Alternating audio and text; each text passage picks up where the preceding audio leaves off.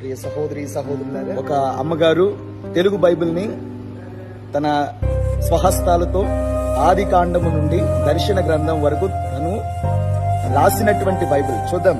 ఈ పరిశుద్ధ గ్రంథము తెలుగు బైబిల్ నే ఆమె చేతితో రాసి ఆది కాండము నుండి దర్శన గ్రంథం వరకు ఆమె తన స్వహస్తాలతో రాసినటువంటి బైబిల్ మొత్తం ఇలా రాయడానికి ఆమె తీసుకున్నటువంటి సమయం 1.5 సంవత్సరాలు. అమ్మగారు కేరళ రాష్ట్రం నుండి, అయితే అమ్మగారికి తెలుగు రాకపోయినా సరే తెలుగులో చక్కగా అర్థవంతంగా రాసినటువంటి గొప్ప దృశ్యాలు. And she's the one, please bring.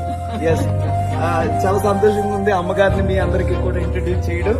అమ్మగారి పేరు క్లేర్. అమ్మగారే తన స్వహస్తాలతో ఈ తెలుగు బైబిల్ మొత్తం రాసినటువంటి గొప్ప దృశ్యం. ఈ తెలుగు బైబిల్ తన స్వహస్తాలతో రాత్రింబవళ్లు కష్టపడి రాసింది అమ్మగారు.